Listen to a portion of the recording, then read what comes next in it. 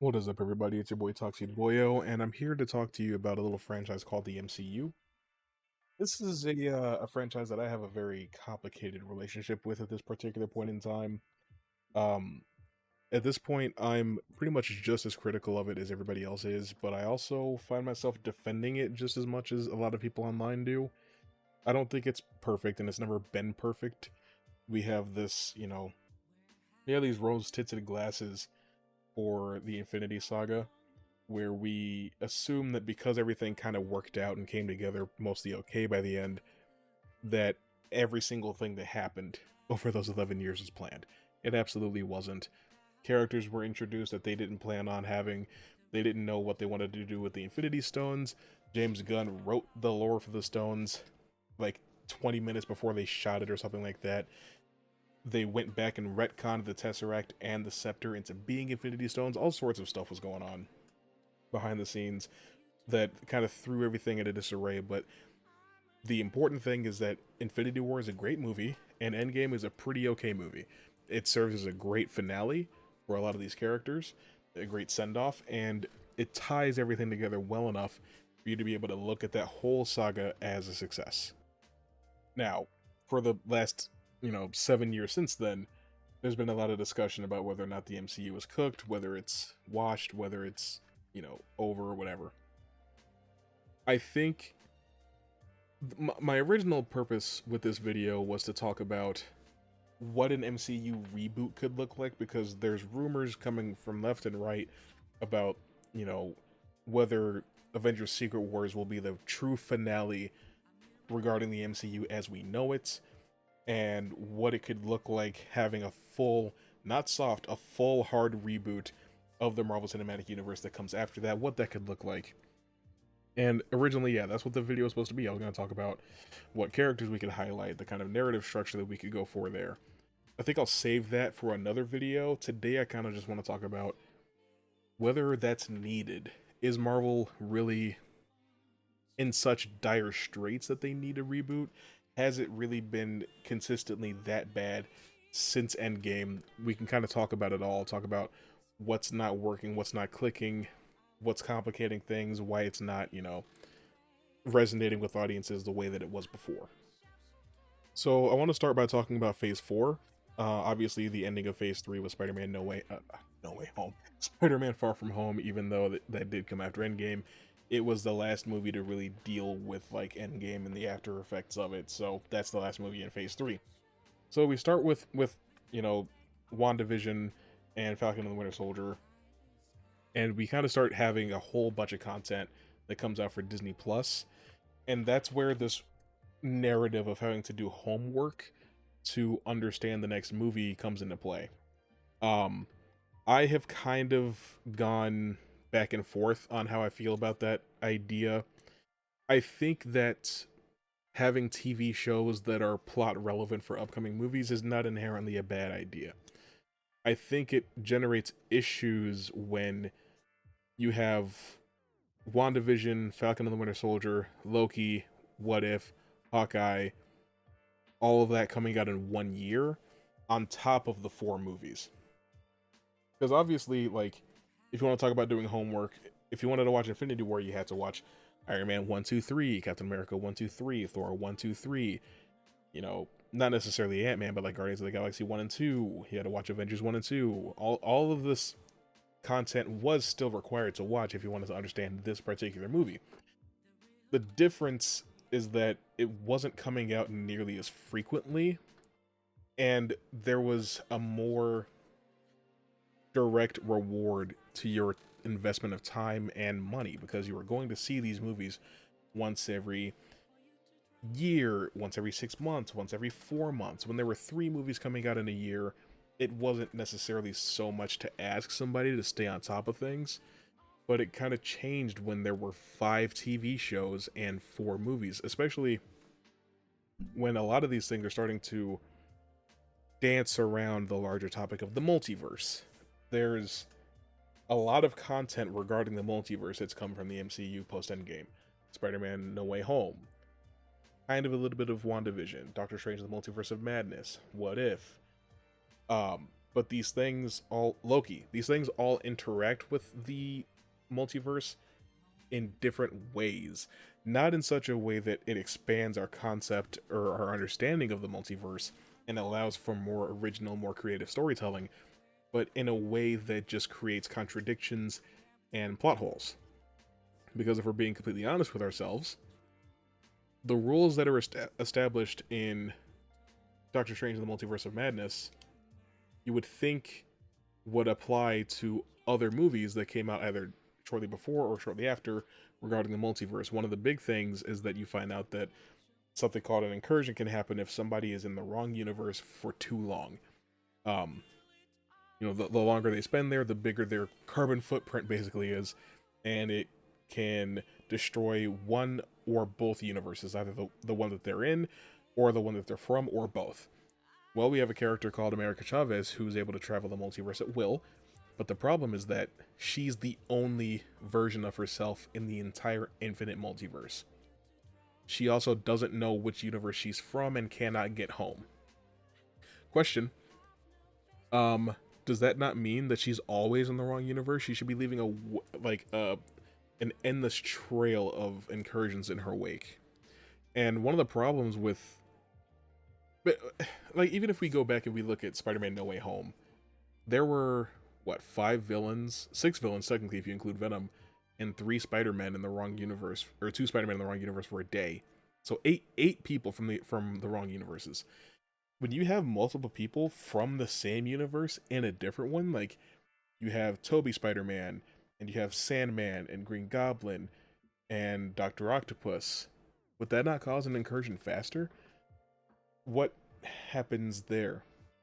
What about the little piece of symbiote that Venom left behind? That's another problem, is that we have 2 companies, we have Sony and Disney, trying to operate the same multiverse. Like, if you watch a movie, like, if, say, Vulture ever shows up again, you'd have to have watched Morbius to understand why, like what's going on with him, because he pops up in Morbius, having been sent to whatever universe that movie takes place in, as a result of Doctor Strange's spell, which is counter to how the spell works.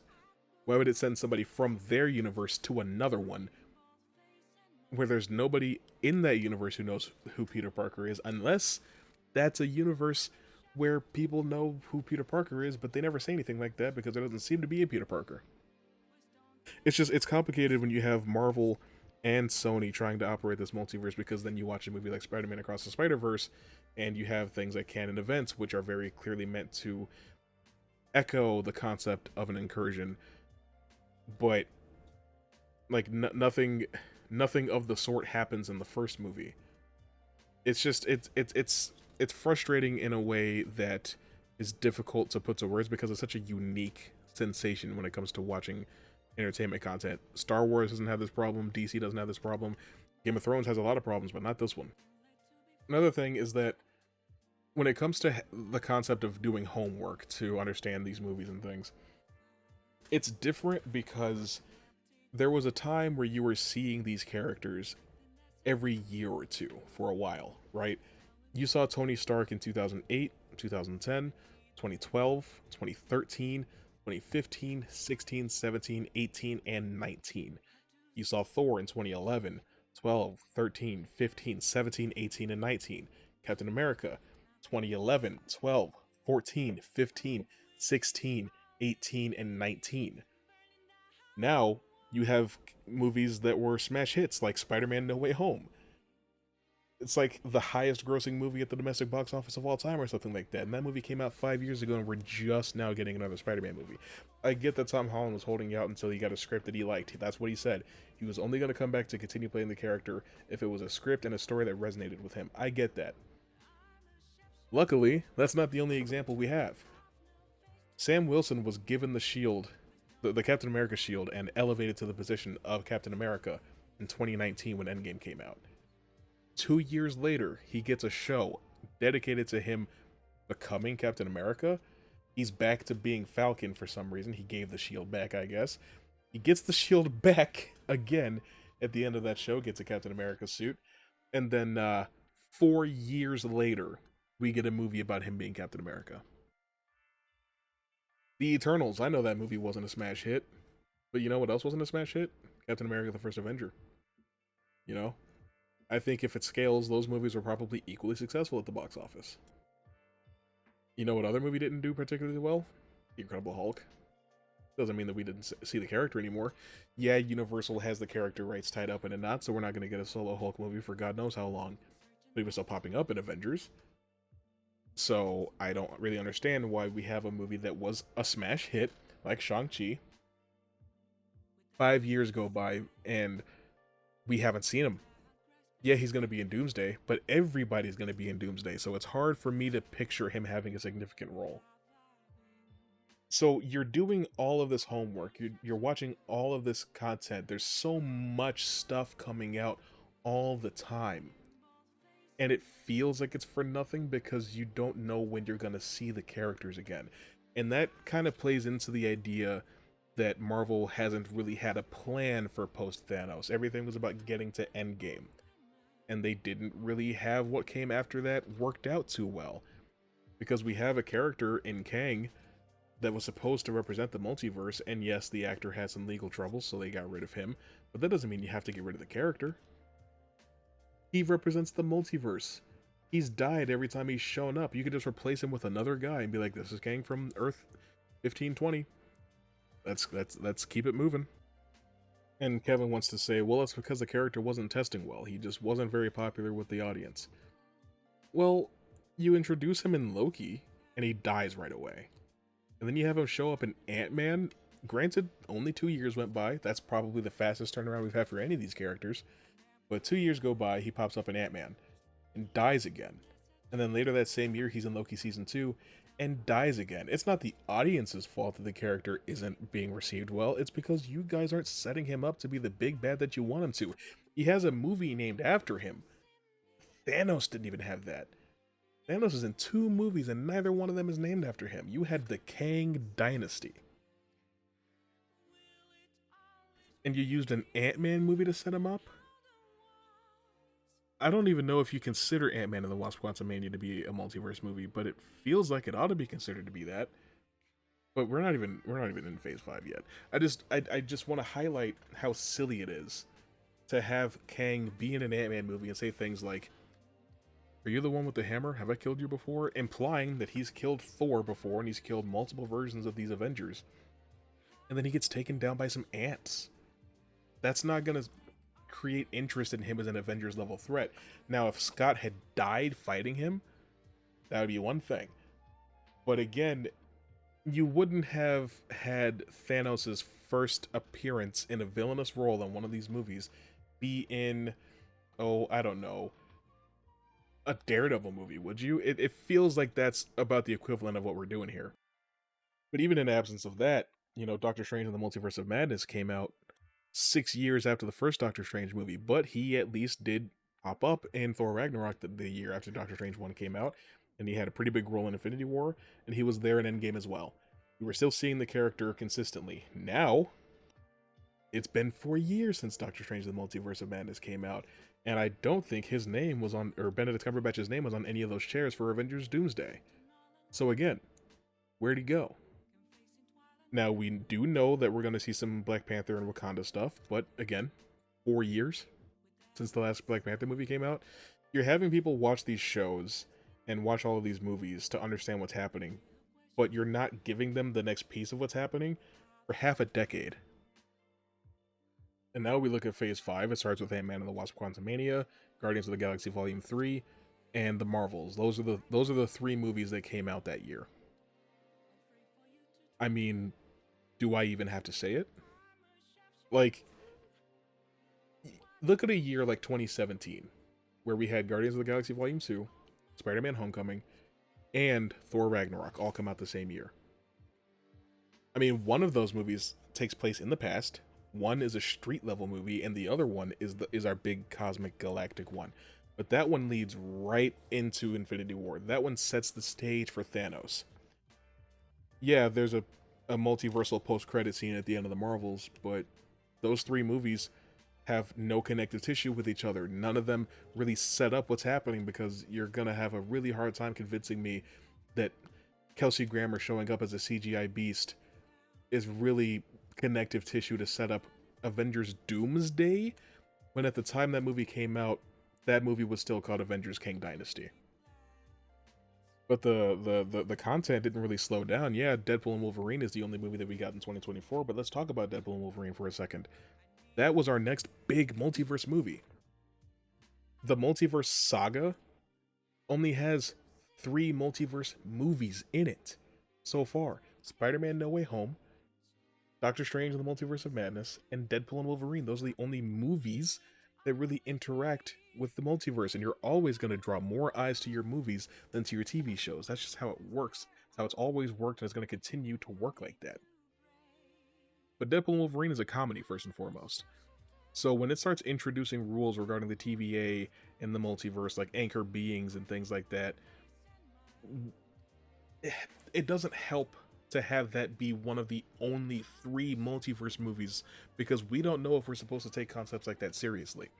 Because the idea of an anchor being doesn't hold up to scrutiny. There's also nothing at all to be said about incursions, which is a big deal when you compare it to a show like Loki, where there's a universe that all things that are deemed damaged goods go. Why doesn't the Void suffer incursions left and right? But at the end of Deadpool and Wolverine, a Logan from the whole wrong universe moves into the main Fox timeline, and I assume he's going to just live there. Does that not cause problems? But again, the anchor being, let's talk about that for a second. When a character who is considered to be like strongly important to the universe it inhabits dies, that universe will begin to decay. Well, what about the billions of years before that character was born? Logan wasn't born at the dawn of existence. So I have to assume that that's one big meta joke about how the Foxverse died with Logan. But it's the wrong place for a joke like that when we're utilizing the multiverse in the same way that the Loki series does, and that was our first rank like authority on how the multiverse operates and functions within the MCU. It's also worth mentioning that Logan takes place in the future. Logan actually still has not taken place. That movie takes place in 2029. So Wolverine's still alive in the main Fox timeline, because Logan is set in the same timeline as all the other X-Men movies. We do know that, even though that was not the original intention. That is the reality of it. And apparently so are the Deadpool movies, so there's just 2 different versions of Wade Wilson for some reason. I don't get to know exactly what's going on with that. I think they did that to make it simple, but it really didn't make it simple. But again, now there's 2 Wolverines running around. Shouldn't that cause an incursion even faster? I don't know. What rules am I supposed to take seriously, and what am I supposed to forget? Maybe they'll clear it up in Avengers Doomsday. Maybe. But I don't know. This movie seems to be all about cameos and hype moments and bringing back these characters that we haven't seen in a decade or longer. It doesn't feel like it has time for that. I could be wrong. Avengers Doomsday could be the greatest movie ever made. I would love for that to be a great movie. But I just don't see it. And the output doesn't stop there. There's Secret Invasion, which nobody watched, and the ones who did watch didn't like it. Loki Season 2, which I already mentioned, I didn't finish it. I kind of got bored. What If Season 2 and Season 3. People pretty much dropped What If after Season 1, but every time that I would see something that came from those later seasons, it did kind of boggle the mind. Like, why is Captain Carter like the main character of that show? The problem with What If is that it should have been a proper true anthology show where every episode took place in a different universe where there was a different big idea. There were 2 problems with it. One, for a while, a lot of the episodes were kind of just like, what if this character was this character? Oh! And then they decided to connect everything together and have a Guardians of the Multiverse at the end of the first season. There's that word again. You know what that does? That triggers a response in the brain that makes you think that this show is required reading. Even though nothing that's happened in it has any impact on any of the movies, except for Captain Carter popping up in Doctor Strange and the Multiverse of Madness. Now, I imagine that if you watched that movie without having watched the first season of What If, it probably wouldn't cause that much of a problem. But if things are going to continue to escalate, you're going to start looking out for these things. And what do you know? She hasn't shown up in a movie or live action project in 4 years. Wow, isn't that crazy how that happens? Isn't it just mind blowing? But then you have Echo, which again, I don't really think very many people watched. Agatha All Along, not super popularly watched. People did like it though. I hear good things about it. Your Friendly Neighborhood Spider-Man. I mean, animated Spider-Man content just really hasn't done that well outside of the Spider-Verse movies in the last 15 years. It seems as though, you know, when Spectacular Spider-Man ended, that did something to the brand. Ultimate Spider-Man was a successful enough show. It did last for quite a while, but the Disney XD show that came after that, I don't hear anybody talk about it anymore. You know what I do hear people talk about? Spectacular Spider-Man. Spider-Man the Animated Series. I even hear people talk about Spider-Man the New Animated Series from MTV, where Peter Parker is voiced by Neil Patrick Harris. So it really doesn't, you know, stoke a lot of positivity or confidence that that things are in good hands. But it's getting a second season, so I guess there's that. Daredevil Born Again, which, I mean, myself included, a lot of people thought was a mess, but I think we're all optimistic about season 2, so good job. Good job. Ironheart, which I didn't watch, and then the last two movies, Captain America Brave New World and Thunderbolts. I actually liked both of those movies, but again, I think it's strange to do a movie like Captain America Brave New World 4 years after you officially give Sam Wilson the title of Captain America. I know that COVID threw things out of whack and things were in flux for quite a while, but I mean, where are the priorities? You know, you didn't put out anything other than Deadpool and Wolverine in 2024. You could have got a Captain America movie out. I know that movie was troubled and there were a lot of production hiccups, but still, it's hard to justify. And then Thunderbolts, while I really enjoyed that movie, does kind of feel like a leftover sandwich.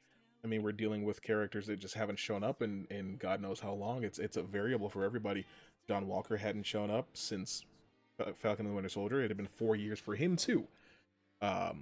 Bucky, much of the same, hadn't shown up in 4 years. You can count his cameo in Captain America 4, but still, it was the same year, so the passage of time is largely unchanged. And then there's Red Guardian and Yelena, who haven't really had anything significant to do since the Black Widow movie. Yes, Yelena does cameo in the Hawkeye series, but doesn't really change much. Valentina, who seems to she's like the new Diet Nick Fury, Amanda Waller, Cecil Stedman type of character, but like her role is really nebulous. Like she's like a handler and then she's a fixer. Like she seems to be somebody different in Falcon and the Winter Soldier compared to, you know, Wakanda Forever compared to Thunderbolts. She's kind of whatever the plot needs her to be. And then, I mean, for crying out loud, talk about Ghost, who hadn't popped up in 7 years. You know, it just doesn't. It's just, I don't know. It might seem like I'm like impossible to please. Like, well, you're complaining about how long it takes for the characters to show up, and then you're still complaining when they do show up after however long. It's just, it makes it difficult to keep track of what's important and what's not. That's what happens when you start blasting the audience with all of these shows and all of these movies. And I kind of have gotten to the point where like I'm only watching the stuff based on characters that I care about. You know, like I watched X-Men 97 and I loved it. I don't actually know why that's not on here for Phase 5. It feels like it should be, considering that the entire Marvel multiverse is canon to the MCU. Regardless, like I watched the Moon Knight show and that was something that disappointed me for reasons that have nothing to do with anything. You know, we can spend a little bit more time talking about how the MCU feels so disorganized. That happens when you have this cavalcade of content that's releasing at all times, and you are assaulting people with a non-stop torrential stream of content. That's how it feels.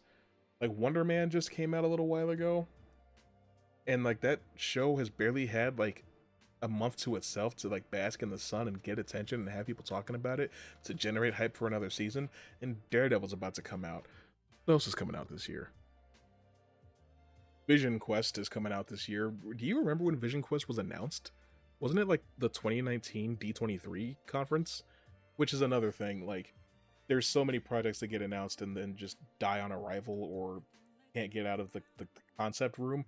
Like, what do you mean you announced a Blade movie in 2019 and you can't get it off the ground? What is so complicated about making a Blade movie? If you can't make a movie with as simple of a premise as a black guy who wears sunglasses killing vampires, it again does not bode well. It does not instill confidence in me as a fan and as a viewer that you're going to wrap this multiverse saga up in a way that's concise and satisfying and feels like it was in any sort of way planned beforehand.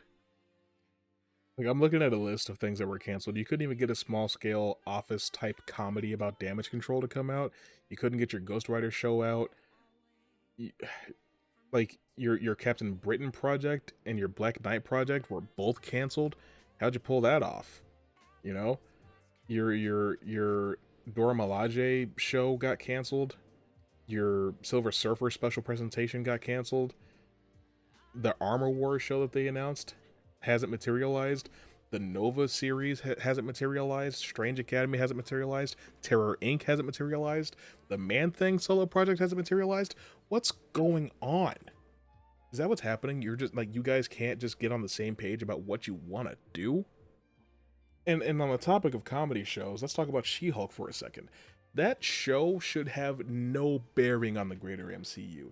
It should just be a side pocket little, entertaining comedy thing that has nothing to do with any of the rest of the stuff. But no, it's actually the first appearance of Scar. That's a pretty big deal. So now, if Hulk pops up again, we have to explain that he got his powers back during the She-Hulk series. You have to explain where she is because Tatiana Maslany does not seem to want to come back. And so they're going to have to recast the character. And if Scar does appear, you have to explain where he came from. And if he doesn't, you have to explain why he's not there. It's just, it's a mess, and it has been a mess. And I want to be understanding, and I want to be gracious, and I want to give Marvel the benefit of the doubt. I want to be cautiously optimistic. I want all of that stuff. I want to be able to reserve judgment until we have the product in our hands, but it doesn't feel like it's going to come together in any way that rewards people that have been watching these movies for almost 20 years. Because like I said, Endgame came out 7 years ago. The passage of time between Iron Man and Endgame is 11 years. We're over halfway through the entire run of the Infinity Saga. And, I mean, by just a couple years into the Infinity Saga, by the 5th movie, we knew what the plan was. We knew we were headed towards Thanos. We may not have known how long it was going to take, or what might have happened in between, but we felt it. 4 years into the multiverse saga, I mean, god damn it. If you're looking at it from 2019, which is when phase what the hell's happening to me? That's when phase 3 ended. So the multiverse saga started in 2021 with all of that content. 4 years in, yes, we got an announcement for Avengers Doomsday. Cool, but things are already looking entirely different than when they were announced a couple years ago.